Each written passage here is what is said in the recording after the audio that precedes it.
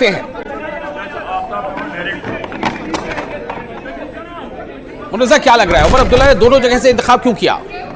क्योंकि एक डर देखा जा रहा था। गांदरबल से उनको एक इनसिक्योरिटी जो है फील हो रही थी कि, और बारामूला का जो उनका एक्सपीरियंस रहा पार्लिमानी चुनाव का, वो साफ तौर पर उमर अब्दुल्ला के चेहरे पर दिख रहा था।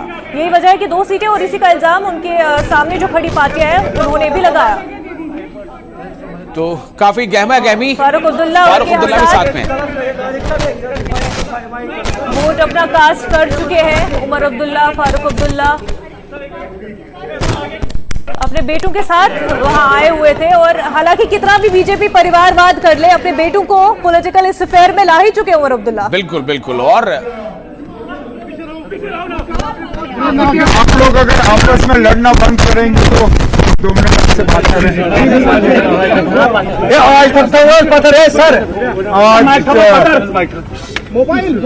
दूसरे फेज की पोलिंग जो है सुबह से शुरू हुई है। फिलहाल जो रिपोर्ट्स हैं, अच्छी तादाद में वोटर जो है अपने वोट का इस्तेमाल कर रहे हैं। अब मुझसे बार बार पूछा जाता है कि हमारी क्या उम्मीदें हैं, हमारी क्या एक्सपेक्टेशंस हैं। मैम,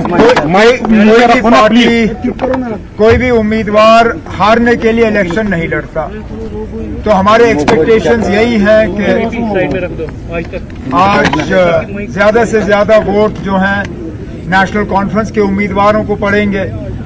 जहां नेशनल कॉन्फ्रेंस के उम्मीदवार नहीं है, वहां कांग्रेस के साथ हमारे अलायंस के तहत कांग्रेस के उम्मीदवार को जो है वोट मिलने चाहिए। और उम्मीद ये की जा रही है कि 8 अक्टूबर के बाद अक्सरियत हमारी होगी और नेशनल कॉन्फ्रेंस कांग्रेस की यहाँ पे अलायंस गवर्नमेंट जो है काम करेगी। यही हमारी उम्मीद है।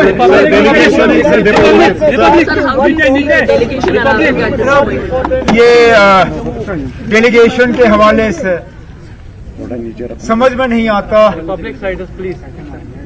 यही लोग जब जम्मू कश्मीर के बारे में कमेंट करते हैं तो गवर्नमेंट ऑफ इंडिया की तरफ से बयान आता है कि जम्मू कश्मीर जो है वो हमारा अंदरूनी मामला है, इस पे दूसरों की दखल नहीं होनी चाहिए।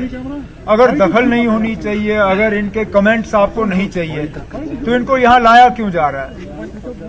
और वैसे भी यहाँ लोग वोट अपना इस्तेमाल या इलेक्शन में हिस्सा इसलिए नहीं ले रहे हैं कि वो गवर्नमेंट ऑफ इंडिया से बहुत खुश हैं।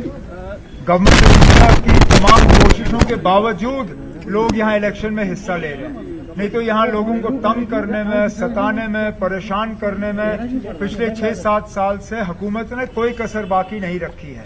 इसके बावजूद लोग अगर इस इलेक्शन में हिस्सा ले रहे हैं तो ये लोगों की, मैं कहता हूँ इसका श्रेय लोगों को जाना चाहिए। लेकिन गवर्नमेंट ऑफ इंडिया कोशिश कर रही है कि इसका सारा क्रेडिट गवर्नमेंट ऑफ इंडिया को मिले, जो कि यहाँ के लोगों के साथ धोखा है। और अगर बाहर के डिप्लोमेट्स को लाया जा सकता है तो मुझे ये बताया ना, बाहर के जर्नलिस्ट को इजाजत क्यों नहीं दी जा रही है? बाहर के किसी भी जर्नलिस्ट को जिन्होंने अप्लाई किया था इस इलेक्शन को कवर करने के लिए, उन्हें इजाजत नहीं मिली। लेकिन एक गाइडेड टूरिस्ट की तरह इन डिप्लोमेट्स को लाके यहाँ इलेक्शन दिखाए जा रहे हैं, ये अच्छी बात नहीं है।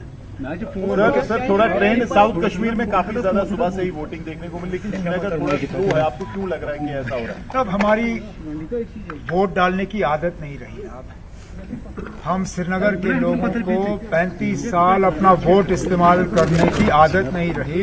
हमें थोड़ा सा सीखना पड़ेगा दोबारा, मतलब घर से निकल के पोलिंग बूथ में जाना। लेकिन मैं उम्मीद करता हूं कि बाकी जो सराउंडिंग एरियाज हैं वहां के पोलिंग को देखने के बाद श्रीनगर के लोग भी निकलेंगे और अपने वोट का इस्तेमाल करेंगे, क्योंकि आखिरकार उनको भी अपने एमएलए पे जो है अपने एमएलए से काम मांगने का हक, और वो हक जो है वोट से शुरू होता है। उन्हें अपने एमएलए को चुनने में जो है अपनी आवाज बुलंद करनी चाहिए और फिर अपने एमएलए से जो है काम मांगने चाहिए। और कुछ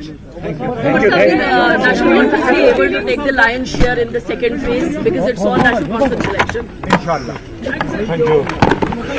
तो अब्दुल्ला